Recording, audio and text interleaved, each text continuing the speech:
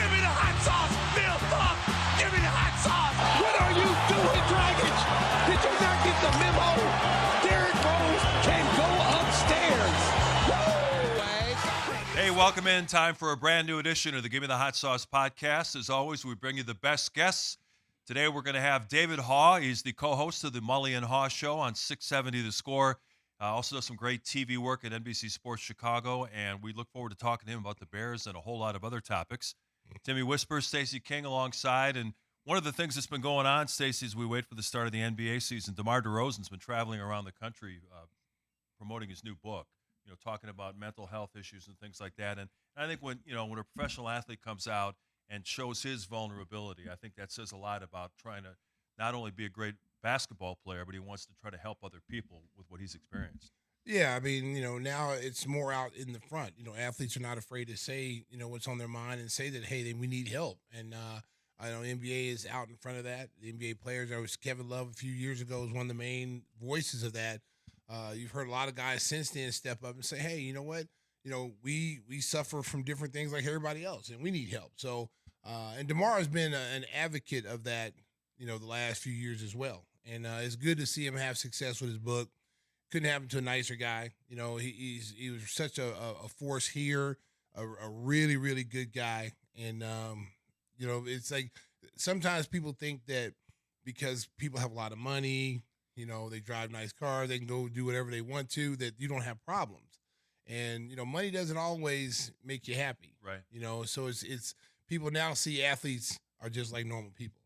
Yeah, and he's been traveling New York, Los Angeles. He was in Toronto, of course, where he played the bulk of his NBA career, to talk about his experiences there. We have a quote from one of the appearances that he made talking about his time in Chicago. He says, "What I knew was that the inevitable would come. You kind of feel it. You've been in the league long enough. You know when something is going to happen. So I tried my best because that city," talking about Chicago, "was so embracing to me. For the first time in my career, to be part of a town that from top to bottom is sports, lives and dies by sport. I just wanted to be a staple and do the best that I can." In working with DeMar over the last 3 years, what kind of things stood out about his character? We remember when he drove down to Champaign when they were retiring Iowa's jersey. I mean, that's something that most star players would not do. Well, I mean, he's a stand-up guy. He's not a guy that's going to beat his chest. Hey, look at me. He's a guy that leads by example. His work ethic, the way he prepares for games, the way he does things. Those are the kind of guys you want if you're a professional basketball team or professional team in general.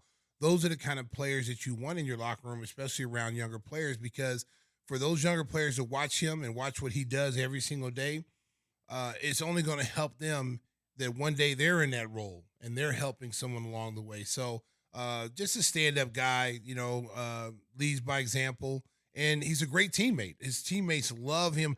The city of Chicago loved him, and I hate to see him leave, because he meant so much to this franchise in the short time that he was here. I know that he probably won't go down as one of the greatest Bulls, but, what he did in the short time he was here could put him right in there. Also, some news coming across with the Bulls with the new television network, Chicago Sports Network. They announced that the Bulls, Blackhawks, and White Sox games will be available to consumers from over-the-air television. And Whispers, I know you're a big entrepreneur. You should get into the selling antenna business because people are going to need antennas. The rabbit ears, some tinfoil, we're all about it. They're going to be on the digital channel of WJYS. It's going to be 62.2 and 62.3. And I think for a lot of people who are now streaming and have their, these big cable packages, they're going to be wondering, now how the heck do I figure out how to bring this thing with the TV antenna? Well, it's kind of like when you say to your kids, roll up the window, they don't know what you're talking about. When you say, put the antenna ears up, what? What in the world does that mean? Right. Well, I do remember, of course, growing up, that's how we got TV. You just get the 3 networks and PBS, and you had the antenna, and sometimes it would come in with shadows and everything else. Did you ever use tinfoil? It was blurry. No, not tinfoil, but I mean, it was always a struggle to try to make sure that you get a clear picture. Do you remember the 2-wire antenna wire? Oh, sure. Yeah. The brown, thick, that was the way of life back then. I mean, no one knows what we're talking about. Hey, listen. Yeah. I mean, we used to change the channel. If you lost the channel changer, you would change it with pliers, okay? and the antennas, we had the coat hangers. Had 3 channels. We had the coat hangers, exactly. When I tell my kids about Atari, the video game, Right. and now they see how they see video games now on Xbox and PlayStation. They don't believe that it was that prehistoric. You know, you used to play football, and you couldn't go in a straight line. You had to go down, out, and then around. You know, and the graphics were horrible. But when we grew up, they were awesome.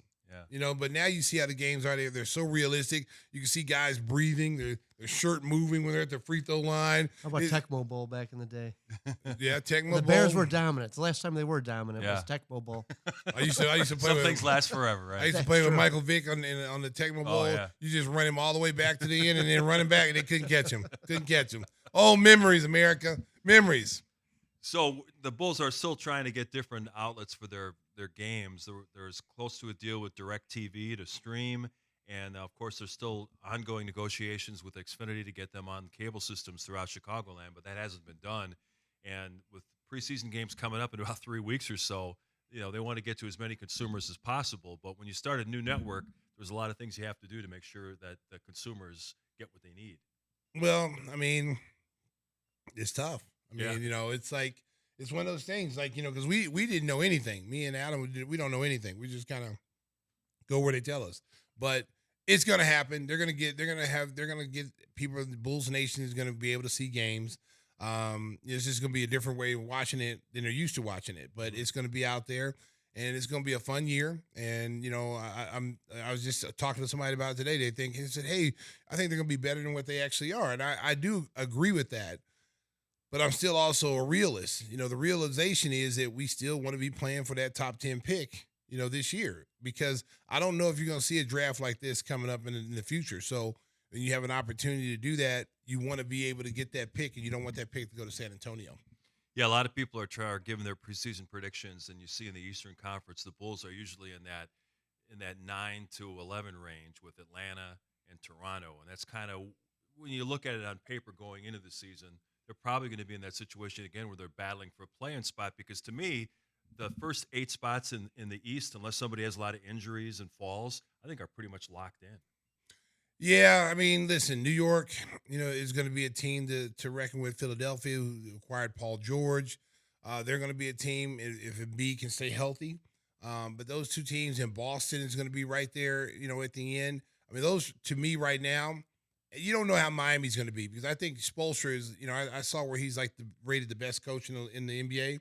And I would have to agree with that, because he's done the most with the little, you know. He hasn't had really a dominant roster, but he's always got Miami ready to play. Milwaukee's going to be there in the end as well. So those teams right now, you're talking, that's 5. You got and Cleveland, you Orlando, got Cleveland, Indiana. Orlando. Those two teams are going to be there. So it's going to be a dogfight. It's going to be a dogfight for positioning. I think Boston still is the team to beat. Did Horford retire? No, there was a fake phony report. Yeah, I was like, now if Horford retired, that hurts Boston. Yeah, because they don't have a ton of depth. They don't have it. Not at the big position, not at center and power forward. So, you know, him coming back, Boston still has to be the favorite, you know, because they won the championship. But I think if Embiid is healthy, and I think if Paul George meshes really well with them, Philadelphia's going to be tough. And I still think the Knicks are. You know, picking up Bridges is a big pickup for them. Losing Hartenstein kills them, because you can't replace what he brings to that team. You don't run plays for him, but he gets a lot of hustle baskets, a lot of second chance opportunities for them, offensive rebounds. He runs the floor. He blocks shots. They don't really have that with what they've got remaining on the roster. So you got, you know, Julius Randle. Is he going to do all those kind of things? No. Well, they kept Achua. They were able to re-sign him, Precious Achua. Yeah, So but it he's gives still them no backup Hartenstein. pick. No, not the Yeah, same he's not kind a of- Hartenstein. He's not a Hartenstein. Hartenstein, you can't. That's like a guy you just can't replace, because he does so many things that the fans go, oh, it's you know, he's not important. But coaching staffs love that kind of guy, because he does the little things that you don't see in the game: the hustle, the charges, the block shots, the rebounds, the steals, scoring without having a play run for you. Most big guys want plays run for him. He doesn't need a play run. Just give me a pick and roll with Jalen Brunson. I'll dive to the basket. He'll throw me a rim, throw it to the rim. I'll dunk it. So they're going to miss that. You know, you got Mitchell Robinson, who, you know, is always hurt. You know, is he going to be healthy? If he's healthy, it makes the Knicks a legitimate threat. But if he's injured, I don't know if they have enough. Yeah, it's going to be fascinating. The top 4 teams in the East all look strong. As we mentioned, you still got Cleveland, Orlando, Miami, Indiana. It's going to be a really interesting battle for seed positioning in the Eastern Conference this year. Paul George, like many athletes, has his own podcast, and he was talking about Matas Buzelis. He thinks that he could be an up-and-coming star. I mean, this kid only 19 at 6'10", with his ability to handle the ball. I think Bulls fans are going to really enjoy watching his development over the next couple of years. Well, I mean, listen, I mean, from what we've seen, the early showing, I know a lot of people say, temper your excitement. It was the preseason. But what I've seen in this kid, I've liked from when he was in the G League. He's got dog in him. He's a guy that you can tell who loves to compete. He backs up what he says. He's not afraid to put himself out there and say, hey, I'm challenging you. He's not afraid. Those are the kind of guys you want on the roster. Yeah. Now, the situation is going to be there's so much talent on this Bulls team. Where does he fit in? We got Patrick Williams they paid. Where do you play him? Is he going to be? And Billy's not really known to playing rookies early in the season. We've seen it with Io. We've seen it with other guys where it takes them almost 30 games before they get into the lineup. I don't think you can sit that kid this long. I think he needs to be out there from day one. He needs to be in the rotation because he's a future. He's part of your future that you're building right now. I think he's shown that he can play multiple positions. I see him playing small forward. I think he's good enough to play small forward. He runs like a deer and he attacks the rim. He plays above the rim, and I think he's got to be out there from day one. With the new network starting, of course, Stacey and Adam are back to bring the games to you, and the announcement was made earlier this week that it will be Jason Goff and Kendall Gill. They're just going to go with a two-man studio crew, but Casey Johnson will be back as an insider, and he'll help out during the game broadcast. He does a great job. Casey reported that among the early players showing up at the Advocate Center in early September, Zach Lavine. He said he was one of the first players there. There's a bunch of guys already working out, and I think that's a good indication if he's one of the first guys in there. He wants to reestablish that I'm an all-star player. I can not only help this Bulls team, but if some other team is looking for a final piece, I can be that guy. Well, I mean, Zach has always been a good teammate. And, him coming back early, I think he sat down with his team. His image has taken a huge hit over the summer.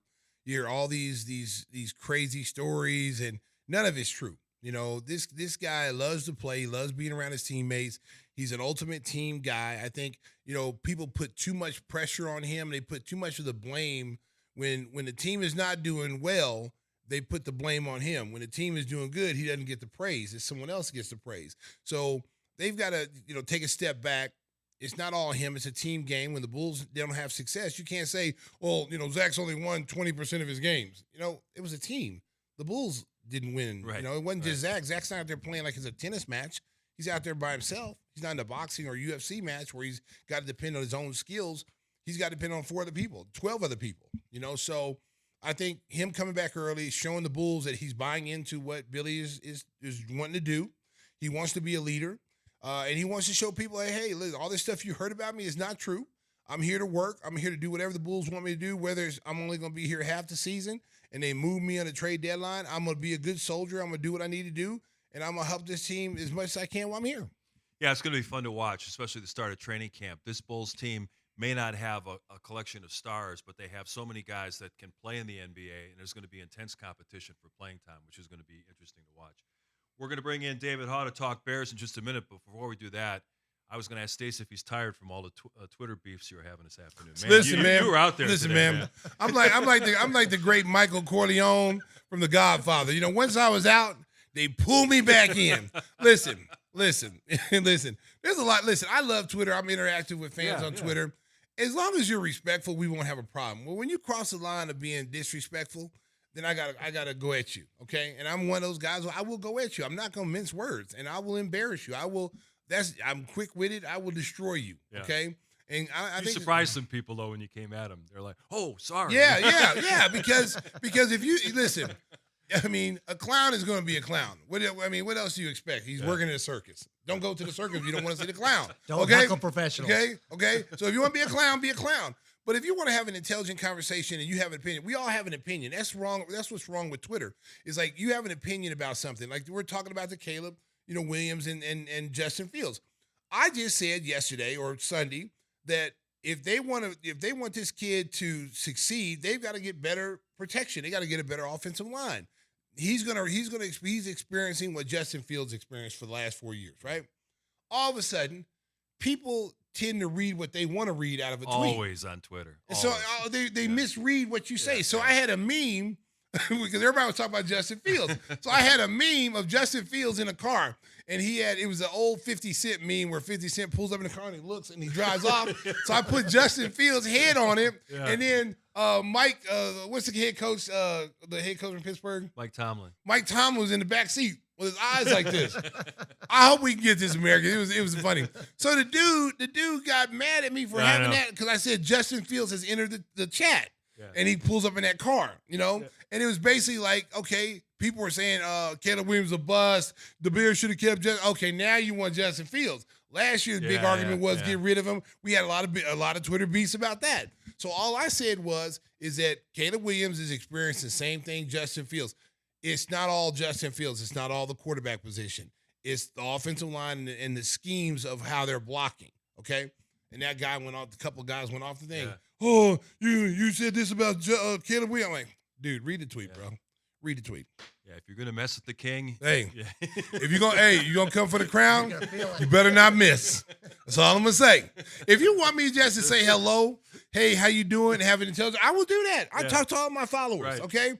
But if you don't try to disrespect me and like come at me, dude, I will embarrass you. Even your wife won't talk to you. Your kids will be like, Dad, why did you do that? He just killed you. We're going to talk more Bears with David Haugh in just a minute, but first I want to tell you about one of our great sponsors, our buddy Jeff Vukovich. When it comes to insurance for your auto, home, and business, make sure you contact our guy, nationwide agent Jeff Vukovich. He'll treat you like royalty. You can reach him at jeffvuk.com. That's jeffvuk.com. The phone number is 847-825-4783. And as always, Stacey will bring you the best jingle in the business. Nationwide is on your side. That's getting smoother, isn't it, Mark? But hey, the season's almost here. It's almost here, baby. You gotta get ready. You gotta get ready, baby. You gotta get ready. Man, you get you on American Idol, man. It's time. It might be. I think I want to get on Dancing with the Stars. That's what I want to get on. King Tasia, right here, ready to go. King Tasia? I kind of like it.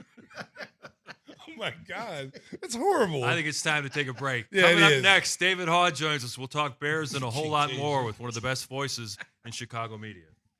Gimme the Hot Sauce rolls on. It's now our pleasure to welcome in our good buddy David Haugh. You know him, of course, from the Mully and Haugh Show on 670 The Score, the morning drive program. You've seen him on Football Night in Chicago on NBC Sports Chicago. Back when I was there, I used to see all the time coming in for David Kaplan's Sports Talk Live.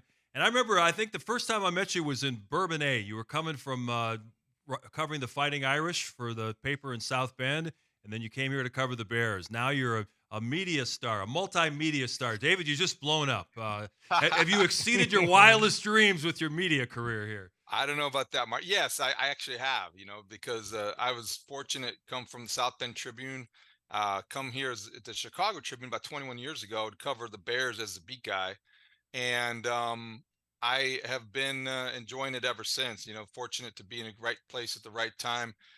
Columnist for a lot of years at the Tribune, then transitioning over to the Score, little radio, TV. And you know what they say about radio, you kind of talk until you think of something to say. And that makes for a lively morning. So yeah, great to be with you guys. And I feel very fortunate to be here in Chicago. Well, as we know, you're a Bears expert. And, we're going to talk about this Bears team. I was impressed during the preseason, Dave. I was really excited. I was like, okay, this looks good. This team is gonna do some things. Their defense looks like they're ready to play. Caleb looked like he had a grasp of the offense, and they look really, really well. But that's why you can't really get too excited about preseason, because what we've seen these first two games, the same old offensive line. That's been the issue for a while now, and it hasn't been addressed. And we're seeing the same things with Caleb Williams as we saw with Justin Fields. That's the problem. That's why people around Chicago walking around all week with this football PTSD all off season long, whether it's on the morning show at the Score. Frankly, we were responsible for a lot of it. The hype surrounding Caleb Williams, the expectations surrounding this top 5 defense, all of the things that were different about this offseason. Ryan Poles, hey, this is going to be a hard roster to make. Hard Knocks, romanticizing what it's like to be a Chicago Bear. Everything about the offseason was different. And here we are, 2 games in. Sunday night looked very much like the same thing we have seen too often. It derailed Justin Fields' career in Chicago, and people are afraid 2 games into the Caleb Williams era that it threatens to do the same thing for somebody who's supremely talented, but will we ever get a chance to see it if he can't be protected? Yeah, you mentioned Hard Knocks, and we got a chance to, get to know Ryan Poles a little bit. And he was a guy that was drafted by the Bears in a late round, and he got cut in training camp. And you would think that with his experience as a college offensive lineman who couldn't quite make it in the NFL, that he would have be in tune with the needs on the offensive line. And yet, with all the problems that they had in his first couple of years as GM, he goes bargain basement shopping. He gets Coleman Shelton, trades a late round pick for Ryan Bates, and to me, Braxton Jones is at best a replacement level player. Why, with all the draft assets they had, that they didn't invest more in the offensive line, especially given Pole's background? I thought about this a lot because it's a great point, and I wonder when you have somebody who is a supposed expertise at the position. Ryan Poles played at Boston College. His right hand man Ian Cunningham played college football as an offensive lineman. You would think they know the position, and I think they probably feel like they do. So the guys they take chances on are going to work out because they know what you don't know. They know that something special that they see in this guy that's going to allow him to flourish, like Braxton Jones, like Coleman Shelton, who the Rams gave up on, like Ryan Bates, who they pursued for 2 years and finally got to come here and he can't stay healthy. Guys who maybe they evaluate and they think they know something the rest of us don't. Maybe that's part of the reason why a lot of these guys haven't really succeeded. Nate Davis is the biggest disappointment, I think. When you look at the free agent signings of Ryan Poles, he's got to be near the top of that list. $19 million guaranteed, kind of plays when he's interested, and too often he's not. So this offensive line has gone from a strength in their minds, what it could be, to a chronic weakness. Now, Darnell Wright, I want to reserve judgment on. He looks like he's a guy that could definitely become more than a replacement level player at right tackle, but he's got to start showing it. This is year 2, and the expectations are high. Let's go back to this year's draft. I celebrated like a lot of people. I wanted Roma Dunze. I think he's an exciting player. Might be the best receiver in this draft, although after last weekend, that's a hard statement to make. But let's face it, if we're complaining now, we should have been complaining then. We should have been pushing Ryan Poles to take an offensive tackle who was the best available guy, because this line is a problem. And the Bears, meanwhile, are stacked at receiver, but they can't have time to throw them the football. Yeah, and they had a video of Darnell Wright, and we always say as athletes the film don't lie, and there was a play where he whiffed on a block, and Caleb Williams got blindsided from the defensive end, and I'm sitting there saying, like, that's a routine play. It wasn't like there was a blitz and you had to pick up a blitz and that guy got through. It was a one-on-one block.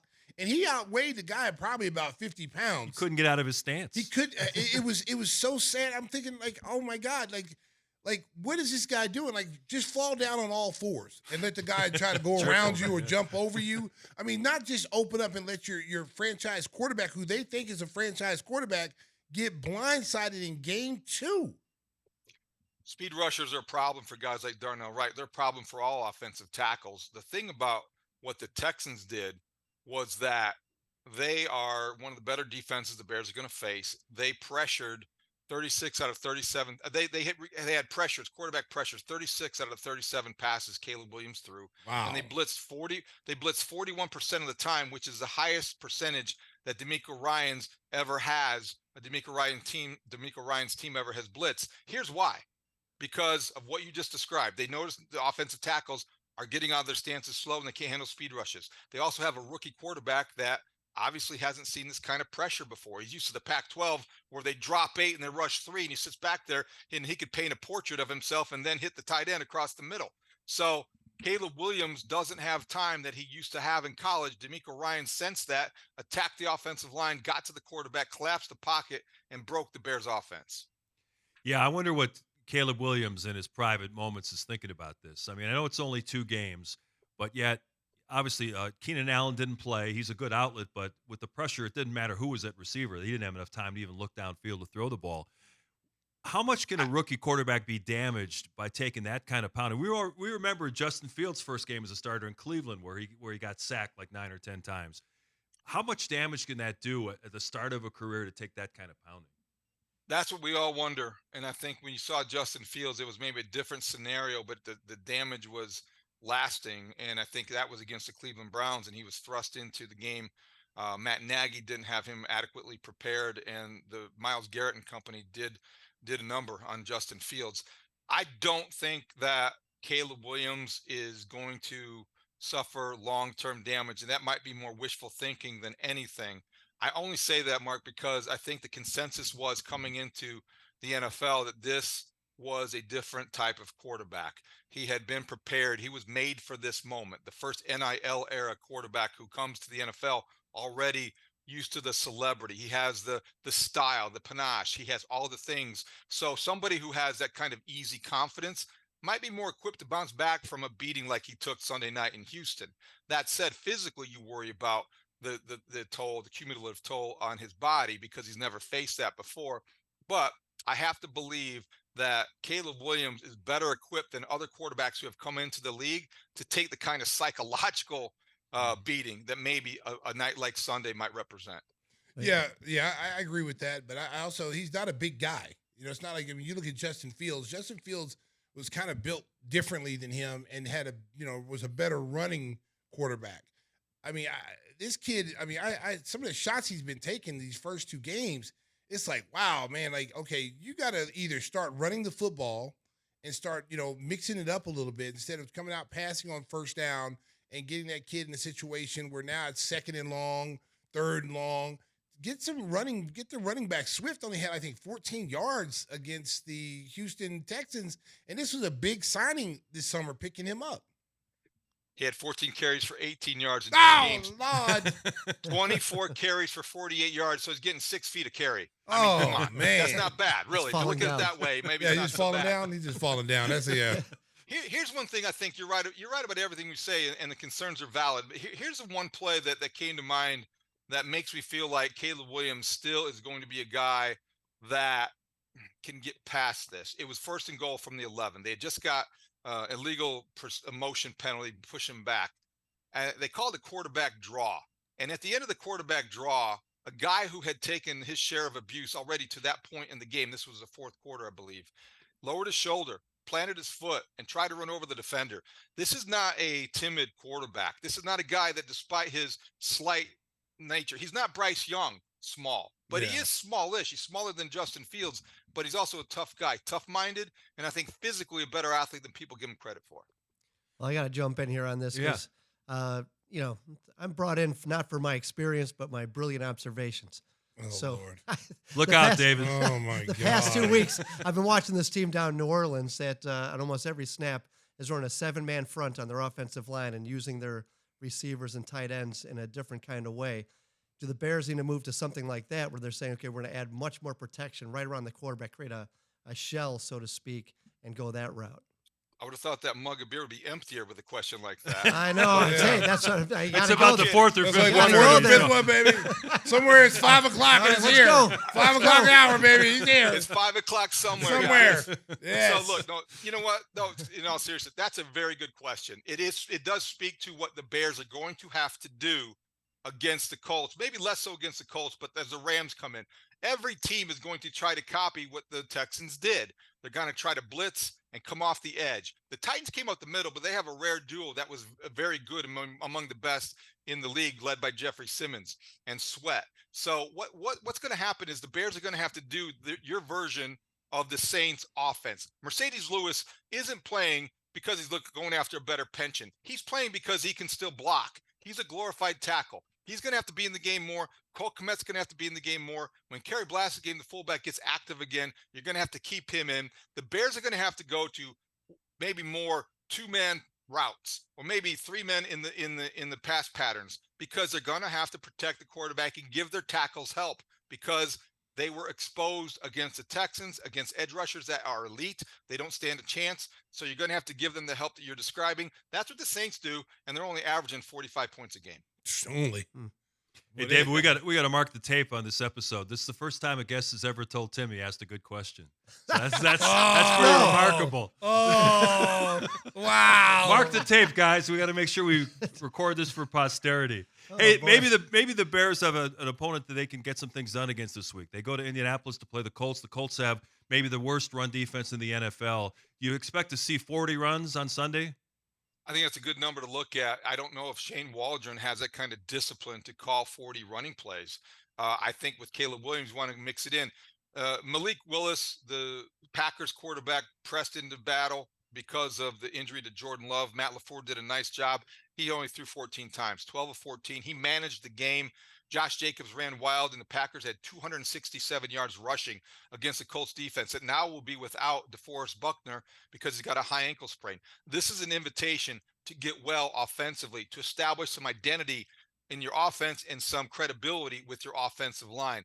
Pound the run, set up the play action pass, and let Caleb Williams take a shot down the field. He has yet to complete a pass longer than 27 yards in air travel, more than 15. So you can't coach the special out of him. This is not a game manager. This is a game breaker. Make sure you remember that when you're calling the plays, pound the run, take the deep shot, and live to go 2-1, and then everything will look different next week at this time. Yeah.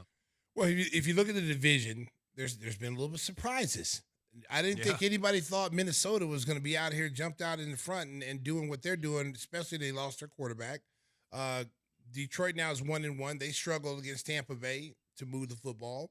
And then you got Green Bay now without their quarterback, but it seems like they got someone in there to manage the game, and they're going to rely more on Josh Jacobs to run the football. So what is your early takes on the division right now? Is this something that Minnesota can sustain with Darnold as the quarterback? With due respect to the NFC South, because you've got the Buccaneers who are really better than people thought. You got Kirk Cousins making the Falcons interesting. I think the NFC North, top to bottom, could be as good as any division in football because of the depth. You look at the Packers. I don't think they're done yet. I think they rebounded nicely. Matt LaFleur proved that he can call plays without a Pro Bowl caliber quarterback, something they haven't had to do in Green Bay in 30 years. You look at the Lions. They're going to be the Lions, but they also have the Dan Campbell issue. Can they overcome that? They couldn't on Sunday against the Bucs, and Dan Campbell cost them that game at the end of the first half. The Vikings are interesting. Stacey, that's the question of the division. Can Sam Darnold sustain it? I think because of Kevin O'Connell, he can. If Justin Jefferson stays healthy, he can. If Justin Jefferson can't go, maybe not, because then teams are going to find ways to send an extra rusher off the edge or in a blitz from the secondary and harass Sam Darnold. What the Vikings are to me more than anything are an example of how impactful coaching can be at the NFL level. Kevin O'Connell is one of the best play callers in the league. Brian Flores is one of the best defensive play callers with his elaborate designs and his constant pressure as a defensive coordinator. This Viking team means business. They lost Danielle Hunter. They lost some other pieces. They're not stopping. Actually, they might be better. J.J. McCarthy will make them better in the long term. The ceiling will be higher, but the floor already is pretty high, higher than I expected. This is a very good division. If the Bears can win more games than they lose in this division, it'll be a good season. I imagine that you and Mike Mulligan were glad to see the football season start because baseball was a vast wasteland this year. The Cubs underachieved, and the White Sox are on the precipice of setting the worst record in the history of the game, or at least in the modern era. What's it been like for you trying to talk baseball with how bad it's been this year? I mean, the White Sox thing just boggles my mind. A couple of years ago, they had a lot of young players. People were excited about it. They brought in Tony La Russa, and people thought he did a bad job. Turns out maybe it wasn't Tony La Russa, it was the players. I mean, what is going on with that franchise? And then you have Chris Getz come out and say, well, we're not going to be big in free agency going into next season. That in a major market like Chicago, that is an amazing statement to make. It's frustrating summer, Mark. You know this from being here. You could make the argument sometime through it that the Cubs, because of expectations, were more disappointing than the White Sox. And the White Sox are going to be historically bad. So that's what kind of summer it's been here in Chicago. Start with the Sox real quick. You look at what they did in promoting Chris Getz last year. Jerry Reinsdorf said on the record that the reason he got the job, Chris Getz, without any experience, was because he was in the organization and expedited their path to the postseason. Well, then we heard from Chris Getz last week on the team broadcast in NBC Sports Chicago that he expected to lose 100 games again, and he thought this might be possible, and this was going to be a rebuild. Those two things are incompatible, and I think that frustrates Sox fans because they just want some transparency.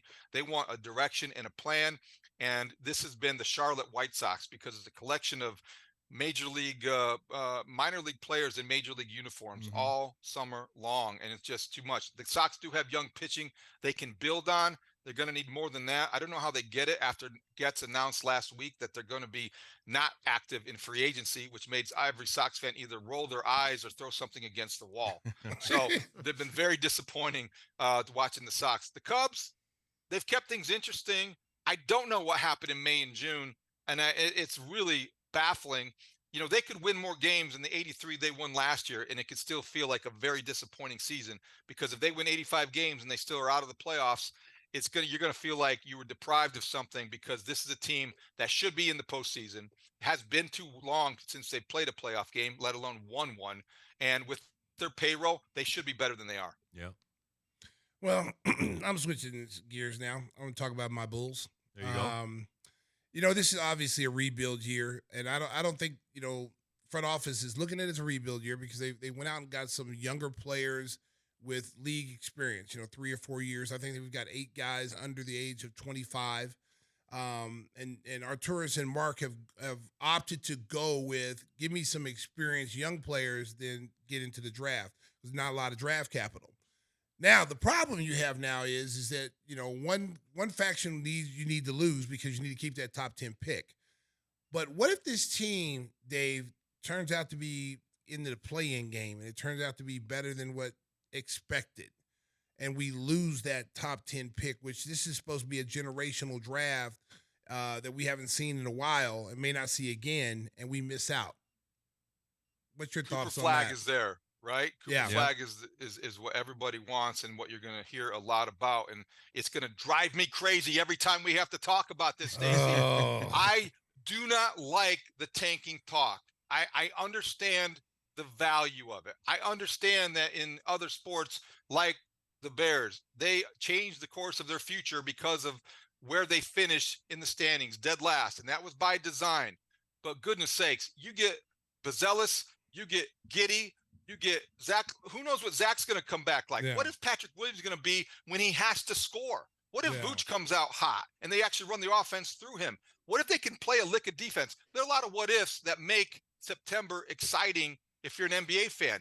And I don't know that you can just say, well, you know, these professionals who are earning all these millions of dollars, they're going to go out and try to lose enough so they can stay in the top 10. How do you do that? Yeah. You tell me. You can't. I mean, if you knew that was the backdrop to every game you played as a member of the Bulls, how motivated would you be to go out and play well? I don't know how you do that. Well, he was with the Timberwolves. Go ahead, Stace. Well, anyway, as the peanut gallery chimes in, I don't think this is a tanking season, because if it was a tanking season, then you would have moved Zach, you would have moved Vooch, you would have just said, let's just go completely rebuild and let's see what we do with the young players. I think there's a lot of young players here that have now gotten paid, so now that pressure's off of guys like Patrick Williams, not worrying about having to get paid.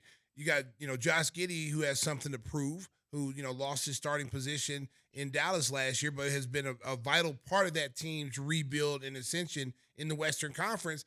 Now he's got to show people that, hey, that was an aberration last year. I'm that guy. You know, I just had to turn over the keys to Shai Gilgeous-Alexander, who happened to be one of the top players in the league last year. Top 10 player in the league. Yeah, so I'm an MVP caliber guy. So I think this team is going to be a lot better than what people think. I think if they can stay healthy, and I think if and a lot of thinking if what if Sure. but if Zach Lavine buys into what they're trying to do and not come back with that, I didn't get traded hangover, I'm upset about that, and it's not going to be a good soldier per se. I think that could be a problem, but I know Zach. Zach's not that kind of guy, and I think he'll come in and do what he's supposed to do, and the Bulls will be a lot better than what people think. I don't think Zach is that kind of guy. You know him better than I do, but I think he's been one of the more underrated great players, or very, very good players in the city over his time here, because he has to stay healthy. I know he had the power play with his agents, and there's a lot of drama. It's the NBA. You're going to get a lot of drama. Yeah. But you're exactly right.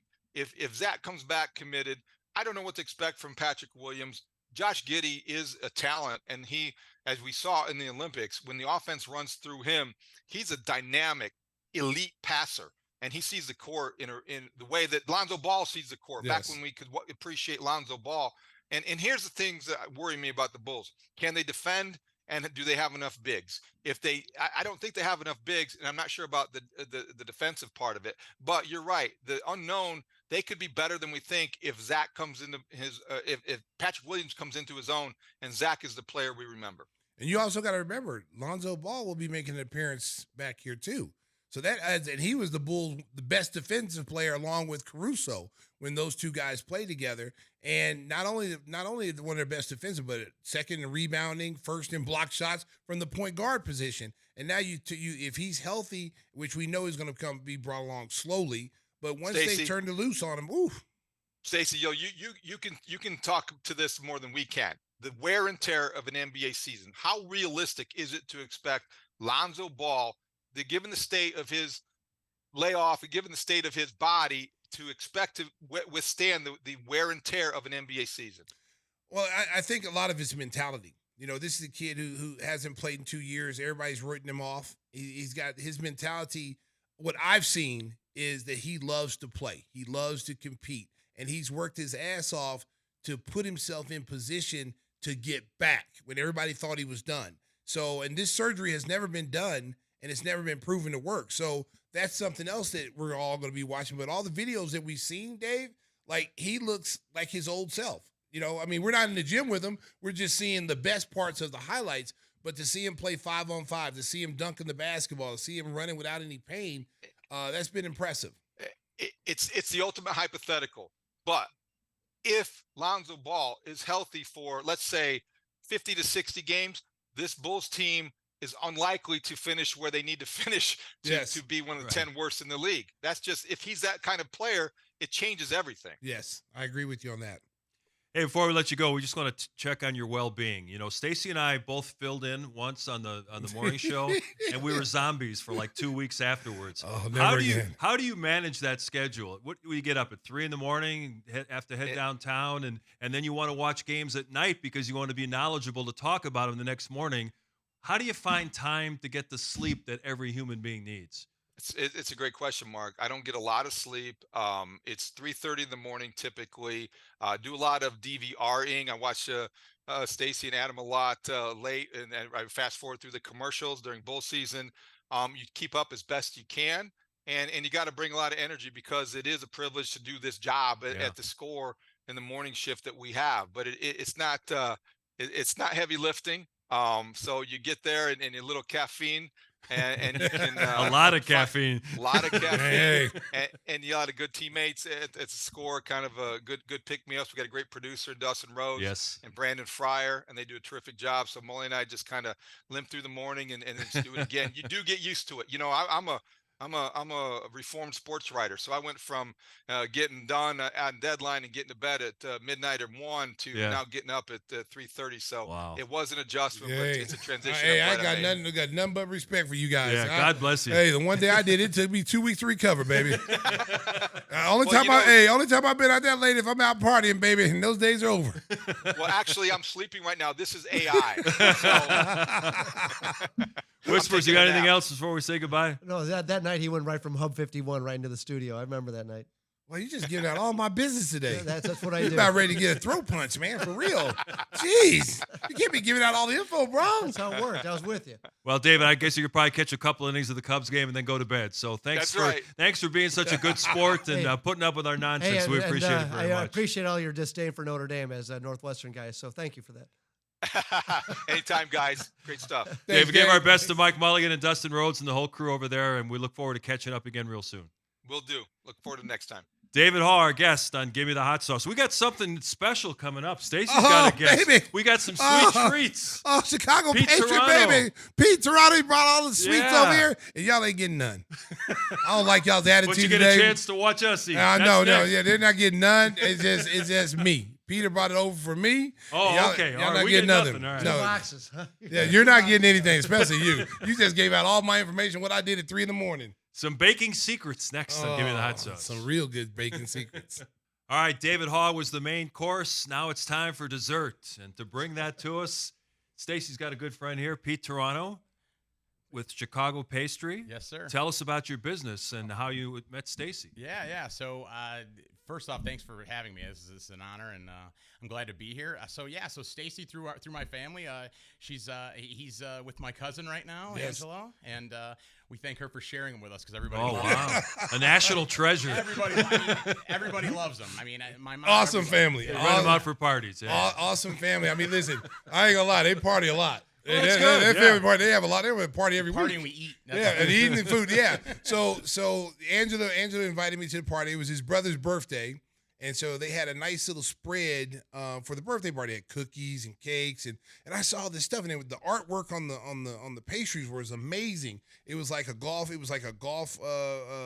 Golf place. It had like the sand traps. I mean, it looked like a golf course. It was really sweet, and all the food was great. And I kept seeing all these people eating this cake.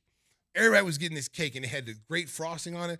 And I kept saying, and they got big pieces. I'm like, man, it looks like a pretty good cake. Yeah. So I tried it, and it was the best. Seriously, it's the best cake I've ever eaten. Seriously. And I asked him, when I found out what he did, I'm like, hey, man, you sell that? Or can you make that again? Like, I want that. That cake. It had like a lemony raspberry. It's like, tell him, Pete, what that cake was. That cake was amazing. Yeah. So if you could see the cake right in front there with the handsome logo That's it? on it. Yeah, that's. Oh, Lord, have mercy. America, look at my little face. He made this especially for me. This is my favorite cake. We're live on YouTube, but for people who are going to just listen as a podcast later, describe what you brought in here. Yeah, sure. So the cake itself is the cake Stacey's talking about. It's a yellow cake with a lemon raspberry French cream. Ooh. So yeah, it's a good combination. You guys may not be able to taste that because I'm going to take that home with me, the whole piece. Okay, so me and Angela can have that. Doesn't you want guys, to destroy the artwork. Yeah, you don't want to do. Yeah, no, I'll tell you how it is though. All right, thanks. Thanks for that. Look at that look He'll at send us a G. postcard.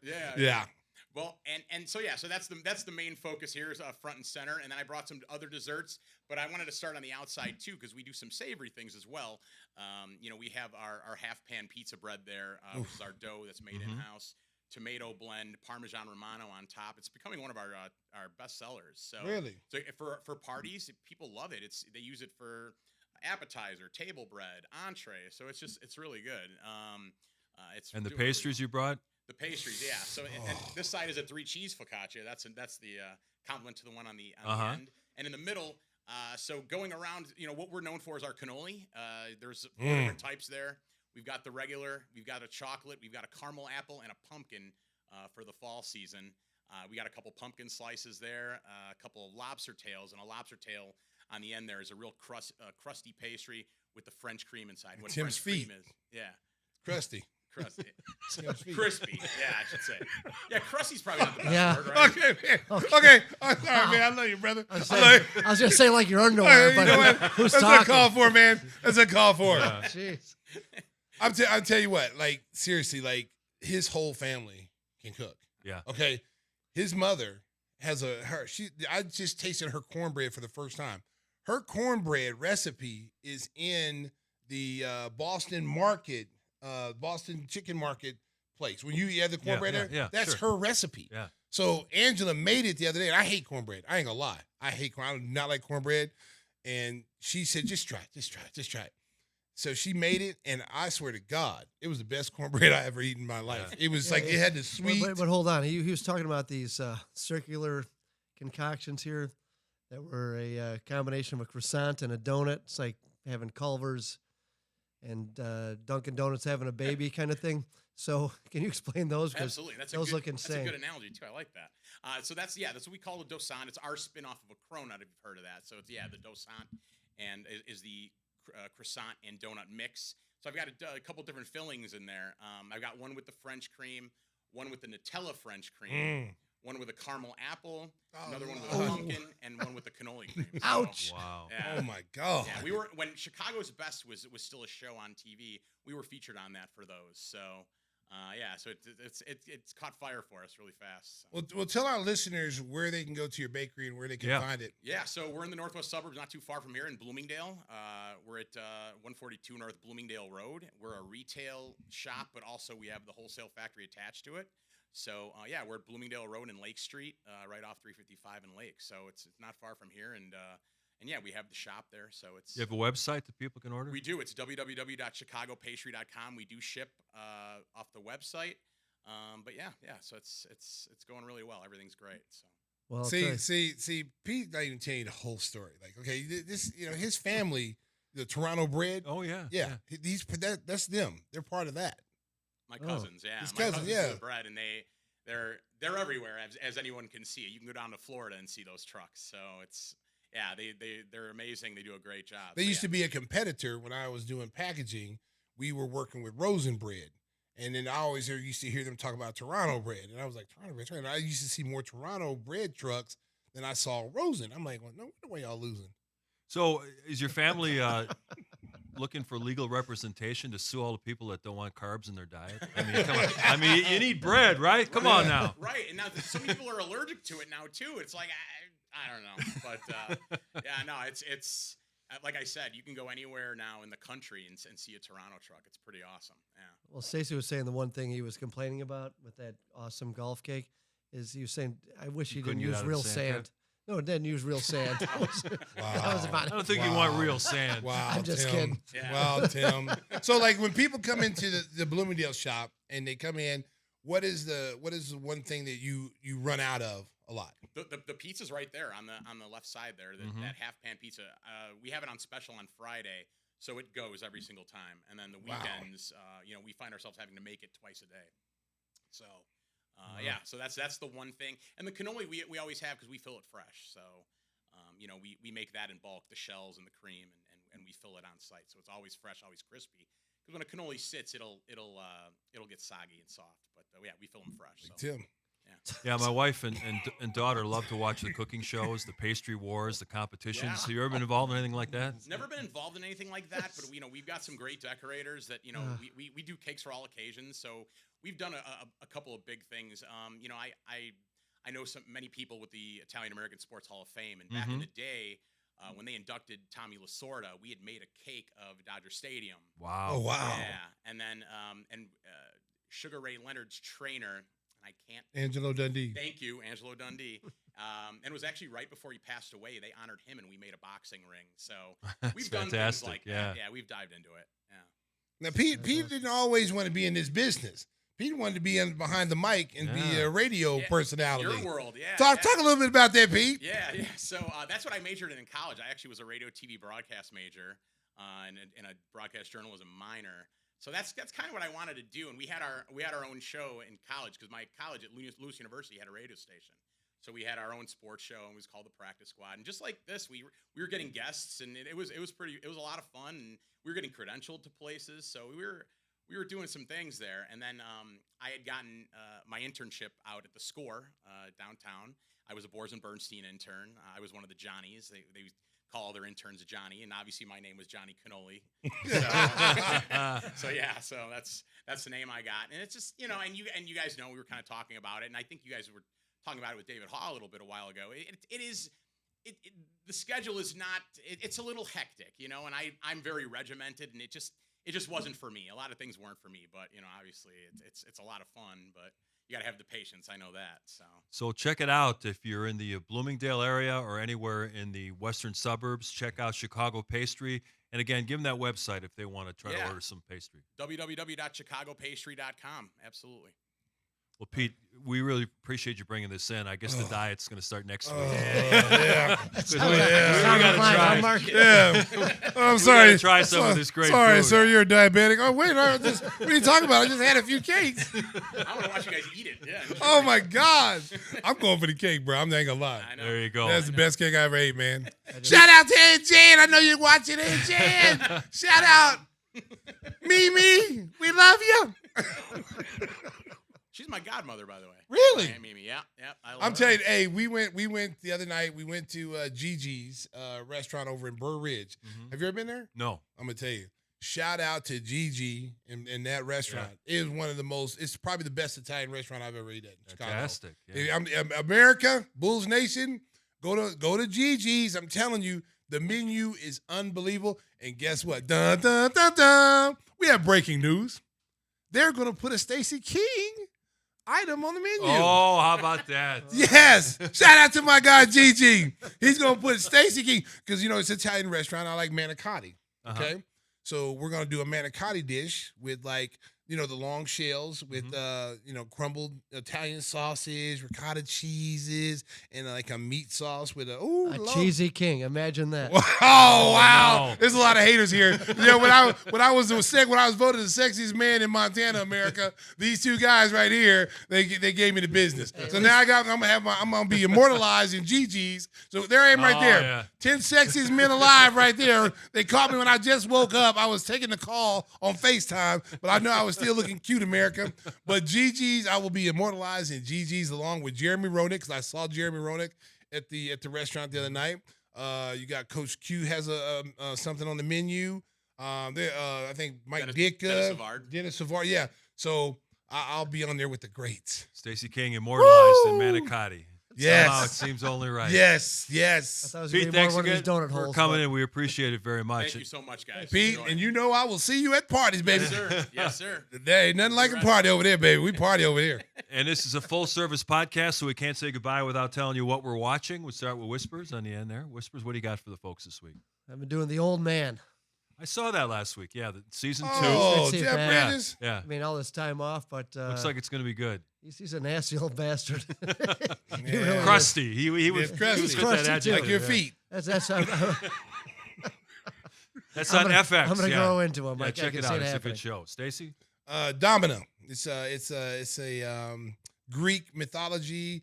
Back when Caesar was the main guy, gets killed, his godson takes over. She's the main character, Domino, right there. She does a lot of interesting things on the show. I was going to say Domino. That suggests other things. Wow, Mark. Didn't finish Wow. the spelling. Oh, wow. Where's the TRIX? Blood on the You know knife. what? Sorry. You know what? You guys just can't take a wholesome show Yeah. and just keep it wholesome. Well, we wanted to beat you to it. That was all we were doing. And we all watched the premiere of season 2 of Tulsa King on Paramount Plus. Oh, It's going to be a good season. I love when they sent those guys packing. They came to Tulsa. They were going to take him out. No. No. He got And now he's out. He's got a bail. He got out on bail. Yeah.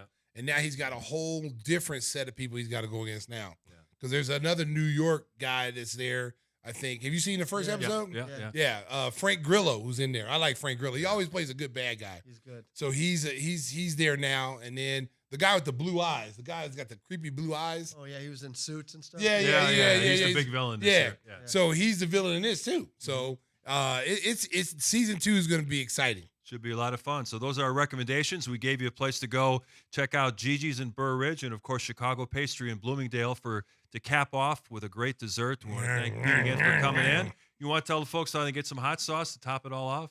Don't combine it with the dessert. But Well, we might you have can to use come it up for with a other donut things. with some hot sauce in it. Ooh. That's, No, that's a new that's- thing now. Pete, I don't know. Pete's creative. He might be able to come up with On a one. pizza would be good. Yeah, I'll leave it up to Pete. I mean, they could make something with the bread or something like that with some hot Absolutely. On a sauces. pizza would be great. Keep See? immortalizing the great Stacey Well, Pete, King the good thing about and it his is, crusty Pete, toes. the good thing about it, Pete, is Yeah. you're going to get some bottles of hot sauce take with you today. That's You know, right. we should put it in our store. If you let me know how to get it, we'll put it in the See? retail shop. There you go. Oh, Full see? service. Full What I'm service, telling you. baby. Absolutely. You can talk to me about that. There you go. And I'm He's sure, our hot sauce packer. and I'm sure momentarily Mike will be in to sample some of the desserts. Tell the Yes. folks how they can take care of the transportation. needs. Let me get my read. You know, America, I get so excited about this. I get to shout out my boy Mike. When it comes to being treated like royalty. Oh, no, wrong one. I'm that's the sorry. wrong one, yeah. I'm sorry, America. Windy City Limousine provides championship service. Making a reservation is so easy, it's a slam dunk. Let Windy City break the full court pressure of traffic and get you to your destination in style and on time. Contact them at 847-916-9300. Again, contact them at 847-916-9300 or go to WindyCityLimos.com and tell them Timmy Whispers sent you. You may not get a discount. Matter of fact, they may hang the phone up on you, but just it's the effort that counts. Just say Timmy Whispers from Gimme the Hot Sauce sent me, and I want Mike Amaral because Mike's out there right now. He's doing push-ups. He's walked 1,000 miles right now. Well, then he's going to take all the calories. And he's gonna take all the calories. Yeah. Mike's off the. He may eat the cake because he's the one that I saw eat the cake. He took like 3 pieces home with him. Well, I thought we couldn't cut it open. Well, I know, but I gotta let Mike have some. All He's a loyal soldier. Mike's okay, but Yeah. you and I whispers now. We know where we're at. Yeah. Listen. It's no different than you asking us to come over your house for barbecue. We never get the invite. So there. And I've been up to Lake Geneva without him like 3 straight times now. No boat ride. No boat ride. I had to rent my own boat. America. Tim wouldn't bring his boat out of the shell. He gets there and goes, "Are you coming up?" Nope. So he gets no more invites. He gets no These more guys are like invites. an old married couple. They're just arguing. The show's about to end. They'll keep arguing after we're done. So we got you Bulls, Bears, Blackhawks, baseball. We gave you everything here on the show. We gave you a main course and dessert. I think we're done.